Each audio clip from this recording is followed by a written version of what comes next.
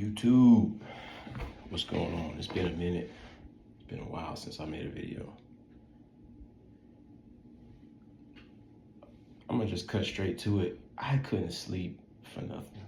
Like, I've been working all day, running around, busy, doing it all. And as soon as I lay down for bed, I read my Bible a little bit. Try to get some sleep, try counting sheep, try rolling over, all kind of different things, just trying to get myself to get some rest. And I couldn't, not for nothing. Like, I tried. So I figured, God must be telling me to do something. And truthfully, I know that he's been asking me to do something for a while, but I just sometimes put it off, downplay its importance, try to get to everything else beforehand, knowing that I have things to do. And I'm realizing that now, like, sometimes we're so quick to prioritize our own endeavors and our own tasks before God's, and truthfully, we should be serving him with the utmost,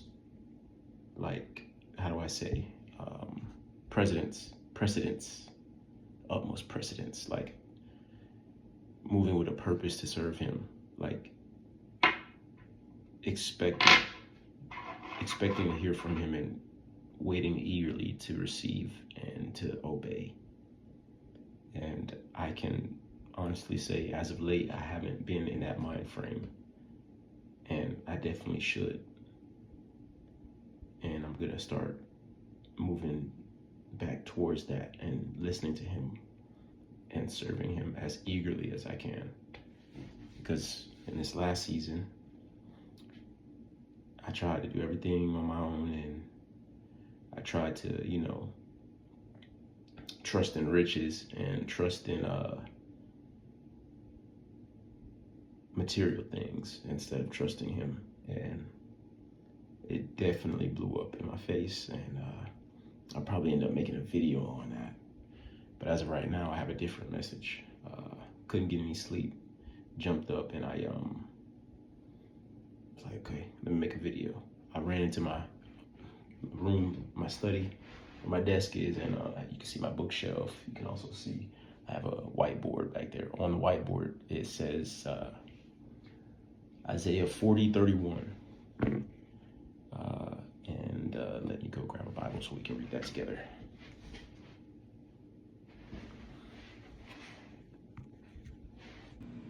All right, so it took me a little while to get it, but I got it. Here we go, King James Version, chapter 40, book of Isaiah, and we go to 31. But they that wait upon the Lord shall renew their strength. They shall mount up with wings as eagles. They shall run and not be weary, and they shall walk and not faint. This really jumped out to me, especially in today's, climate, especially in America. We're in a rough spot. The verse before it kind of speaks to what possibly could happen. Even the youths shall faint and be weary, and the young men shall utterly fall. That stood out to me because these days, everyone is suffering because we're just in a terrible time. Inflation is running rampant. Wages don't match. There's so many different things going on right now that if we focused on, we kind of could get overwhelmed and lost and kind of weary. But the following verse reinstates the promise that God made to us and how merciful he is. But they that wait upon the Lord shall renew their strength. They shall mount up with wings as eagles. They shall run and not be weary, and they shall walk and not faint. So here it says, yes, even the youths shall faint and be weary, and the young men shall utterly fall. We will become tired. We will become overwhelmed. We will fall. But the promise here is that even when we fall and we, need help, if we wait on the Lord, not trying to do it ourselves, and that was my mistake. All right. not trying to do it ourselves, which was my mistake. Um, Jumping in all these different endeavors, seeing how other people were so successful with them, and essentially trusting myself to get myself out of a bad spot. I had fallen, and I looked to myself to get myself out of that bad spot, which perpetuated me being in a bad spot. It's like an endless cycle. If I look to myself, but now I know, don't look to me, because I'm the one who got myself in the mess in the first place. Like, I can't save myself. But even though I can't save myself, there is one who can save me.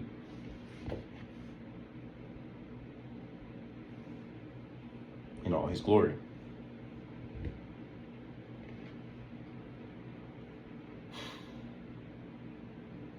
In hindsight, it seems so silly, but we have to stop trusting in ourselves. It seems as if, like, before we do it, it seems as if, oh, all I got to do to bounce back is do this, that, and the third, and then I'll be right back on my feet, and I'll be able to, continue doing it. And now that I truly think about it, not only is it prideful to think I can do it on my own without God, it is also extremely foolish, because I have zero control over anything. Like, sometimes we get to the point where we're prideful, and don't get me wrong, you should take pride in with hard work and, providing for yourself and things like that. You should take pride in it, but not to the point where you start to believe that you yourself is all that you'll ever need, because that's when the arrogance comes in and it blinds us to the fact that we are helpless without God. He truly takes part in everything we do. Let me explain a little bit further. Like, there isn't a bodily function, there isn't a idea we can form, there isn't any action we can take that didn't require his input, didn't require his wisdom. And he so gracefully and plentifully gives it to us, to the point where we start to believe and start to think that somehow we're self-reliant, somehow we're self-sufficient, and that couldn't be further from the truth.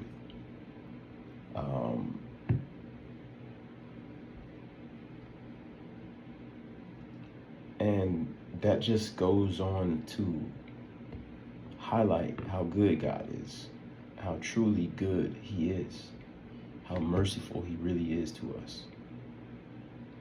Because we're like stubborn children who don't listen, who are disobedient and go forth and do what they want to do.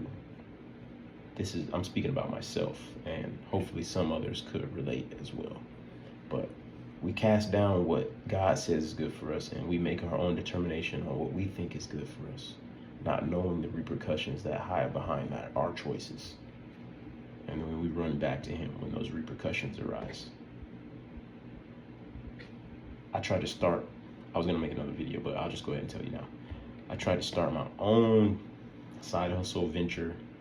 I'm not going to get into the specifics of what it was, but what I will say is the reasoning behind me trying to start it was so that I could generate more capital to do things that I wanted to do, to enjoy things that I wanted to enjoy, to not only like vain purposes, but vanity was a big part of it. I wanted to also invest more money. Ultimately, it's to get to a financial place where I felt as if I was comfortable and I was successful, which was me running ahead, putting the cart before the horse, not speaking to God and seeing what it is he wanted for my finances at the time, but me, jumping the gun, being fast, as my grandparents or my older family members might say, you're being too fast. in that moment, I realized I was being too fast.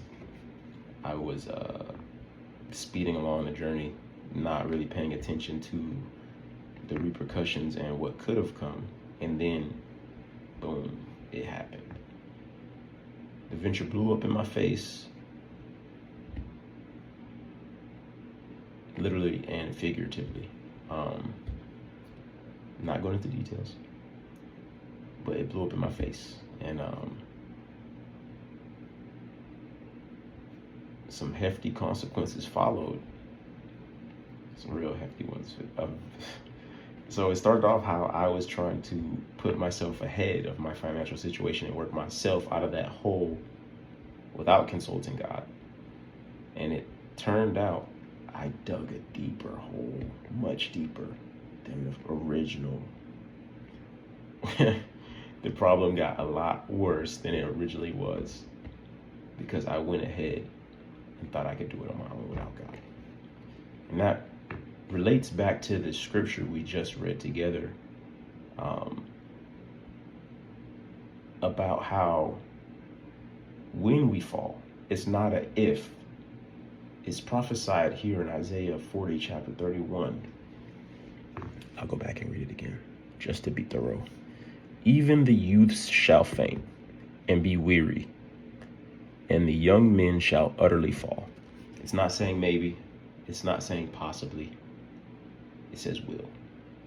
The youths will faint. The young men will fall. There's no ifs, ands, or buts about it. It will happen. I'm sure to some of you out there, you all have also fallen. We all fall. No one is perfect except Jesus. Y'all know that. But back to the main topic, we all will fall. It's inevitable. It will happen. But when we fall, don't look to yourself. Don't quickly formulate a plan to get yourself out of that bad spot. Learn from my mistake. Trust me, please. Just wait. Just wait on the Lord. It says, but they that wait upon the Lord shall renew their strength. They shall mount up with wings as eagles. They shall run and not be weary. They shall walk and not faint.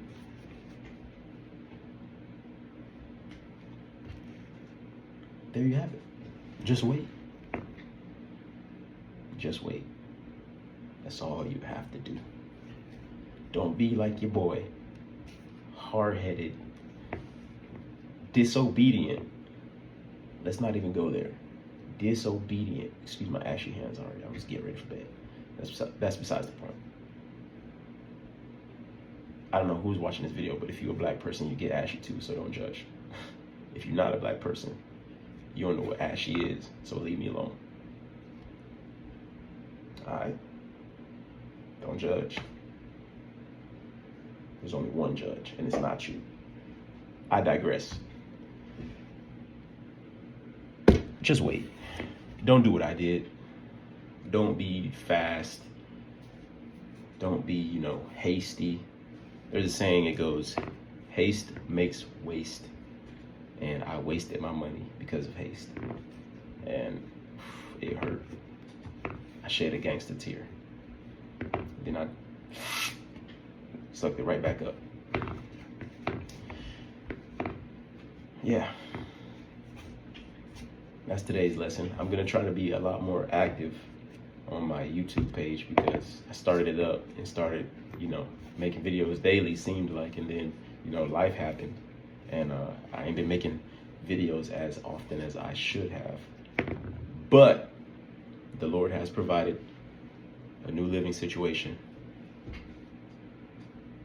A camera, a mic, multiple cameras, His word, and an internet connection. So, Lord willing, this channel will be much more successful in the near future.